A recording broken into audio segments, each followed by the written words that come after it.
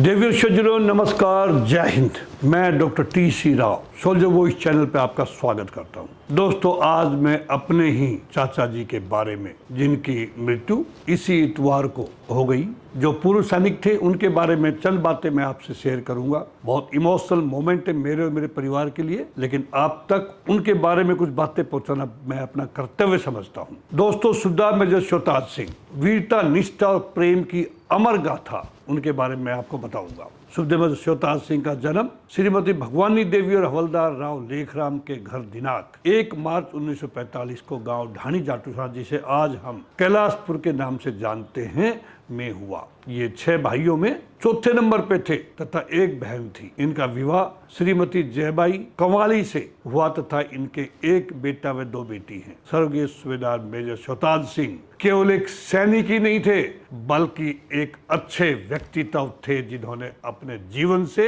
ये सिद्ध किया कि सच्ची देशभक्ति केवल युद्ध भूमि पर नहीं, बल्कि अपने कर्तव्यों, संबंधों और समाज के प्रति ईमानदारी में भी झलकती है। 18 वर्ष की आयु में सेना में भर्ती होकर उन्होंने भारतीय सेना के इलेक्ट्रिकल और मैकेनिकल, से ईएमई कहते हैं, कोर में सेवा शुरू की। 2 प्रमुख युद्धों में उन्होंने भाग लिया, जिसमें 1965 और 1971 में पाकिस्तान के खिलाफ भाग लिया। इसके अलावा उन्होंने पूर्वोत्तर भारत में उग्रवाद विरोधी अभियानों और अन्य महत्वपूर्ण सैन्य ऑपरेशन में भी भाग लिया। 31 मार्च 1991 को वो सेवानिवृत्त होने तक उन्होंने देश की रक्षा के लिए हर चुनौती का सामना साहस और समर्पण से किया। वे एक आदर्श पति, स्नेही भाई, प्रेरणादायक पिता और सच्चे मित्र थे। उनके जीवन में न केवल उनके परिवार, बल्कि उनके पूरे गांव और मित्रों के जीवन को भी गहराई से उन्होंने प्रभावित किया। दोस्तों, ये वीडियो उनके जीवन, उनकी वीरता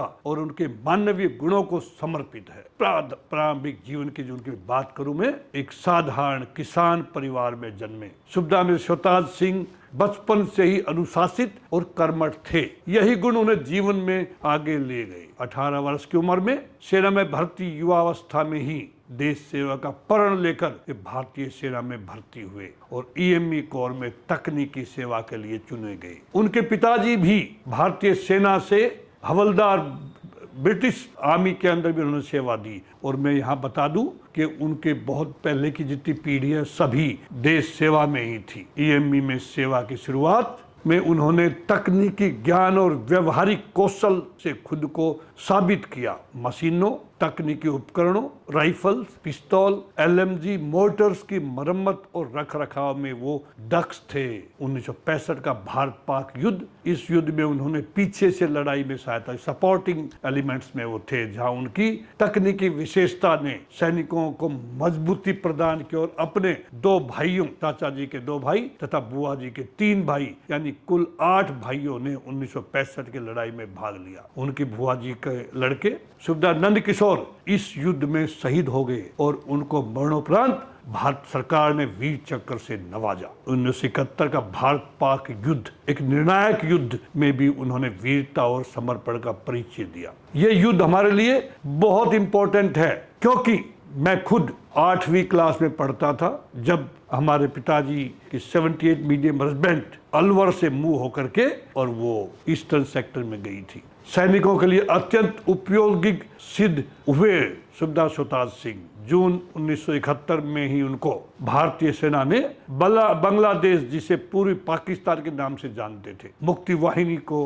हथियारों की मरम्मत तथा उनको प्रशिक्षण के लिए बंगालियों के भेष में लुंगी बनियान पहन करके अपना काम करना पड़ा, जोखिम में डालकर काम करना पड़ा। मैं उनको जिंदा शहीद बोलूं तो ये गलत नहीं होगा, क्योंकि उस समय पाकिस्तान की सेना बांग्लादेशियों पर लूट, बलात्कार तथा जबरन वसूली कर रही थी। इनके 2 साथी जो ईएमई से ही थे, उनको पहचान कर पाकिस्तानी आर्मी ने गोली से उड़ा दिया था, क्योंकि वो लुंगी नहीं पहनना चाहते थे। इस युद्ध में 7 भाइयों ने भाग लिया था मेरे दोस्तों, जिसमें सबसे बड़े भाई इनके सुबेदार रामचंद्र, जो 78 मीडियम में थे, सुबेदार सोहनलाल उन्हीं के साथ 78 मीडियम में थे, नायक बनवारी लाल जो रेलवे टीए में थे, उन्होंने भी उनको भी आगे बॉर्डर पे भेज दिया गया था। कर्नल सिंभूदयाल उस टाइम कैप्टन रैंक था उनका, तथा सूबेदार नित्यानंद सूबेदार बेगराज उनकी भुआ जी के बेटे। जैसे मैंने बताया, सूबेदार नंद किशोर 1965 की लड़ाई में ही शहीद हो गए थे और उनको वीर चक्र मिला था।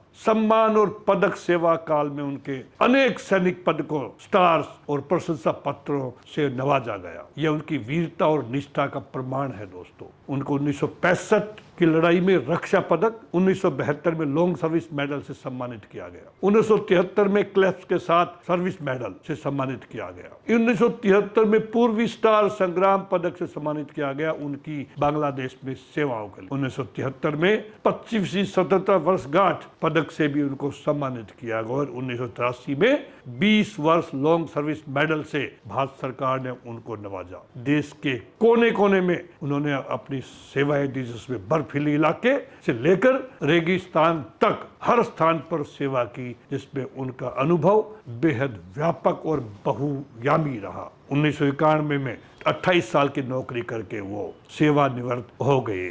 सम्मान पूर्वक उनको गांव वालों ने रिसीव किया। उन्होंने एक शांत और सादगीपूर्ण जीवन बिताना शुरू किया। उसके बाद में समाज में एक प्रेरणादायक व्यक्तित्व था सूबेदार सुल्तान सिंह। गांव और आसपास के लोगों के लिए एक मार्गदर्शक के रूप में आदर्श पुरुष थे। मेरठ में नौकरी के समय उनके कुछ खास मित्र थे, जिसमें श्री त्यागी जो वहीं के रहने वाले थे, उनके जीवन भर साथ निभाने वाले मित्र बने। उनके गांव में गहरा सम्मान उनको मिला। गांव के लोग उन्हें श्रद्धा से देखते थे। उनका श्री निहाल सिंह जी जो एक प्रिंसिपल से रिटायर हुए हैं, और कर्नल सिंभूदयाल जी, उनके साथ उनका गहरा आत्मीय संबंध था। मेरे लिए वो मेरे चाचा नहीं, मित्र थे। व्यक्तिगत रूप से वो मेरे लिए केवल चाचा नहीं थे, बल्कि एक सच्चे मित्र, शिक्षक और संरक्षक थे। मेरी शिक्षा और विवाह में योगदान उन्होंने मेरी पढ़ाई पूरी करने में न केवल मदद की, बल्कि मेरे विवाह को भी उचित और योग्य जीवन साथी के साथ में तय करवाया। ये उन्हीं की देन थी जिससे मेरी शादी हुई। 1986 में जब मैं एमए मिलिट्री साइंस की पढ़ाई कर रहा था मेरठ से, बीनागुड़ी में यूनिवर्सिटी में छुट्टी आया था, तब सूबेदार मेजर सुल्तान सिंह यानी मेरे चाचा जी ने अपने जीएसयूज मेस में मुझे एक कमरा दिलाया था 1 महीने के लिए, और रात को भी मेरे पास बैठ करके मेरा मनोबल वो बढ़ाते थे। मैं कैसे भूल सकता हूँ उन दिनों को। ईमानदारी और सादगी की मिसाल थे वो समाज के लिए। इतने पदकों और उपलब्धियों के बावजूद वो बेहद सादा जीवन जीते थे और हमेशा ईमानदारी, सेवा और नैतिक मूल्यों को प्राथमिकता उन्होंने दी। उनकी स्मृतियों और विरासत वे भले ही अब हमारे बीच में नहीं है, लेकिन उनका जीवन और आदर्श हमें आगे भी मार्गदर्शन प्रदान करता रहेगा पूरे परिवार को। वीर को अंतिम श्रद्धांजलि मेरी तरफ से। ये वीडियो एक श्रद्धांजलि है दोस्तों उस महान आत्मा को जिन्होंने देश के लिए, समाज के लिए और परिवार के लिए खुद की पूरी तरह समर्पित कर दिया। सूबेदार मेजर सुल्तान सिंह का जीवन केवल एक युद्ध में दिखाई गई बहादुरी से ही नहीं, बल्कि अपने परिवार, दोस्तों और समाज के लिए किए गए त्याग और प्रेम से भी महान बना। हम उन्हें नमन करते हैं। एक सच्चे देशभक्त, सच्चे इंसान और सच्चे मार्गदर्शक को मेरा नमन। जय हिंद।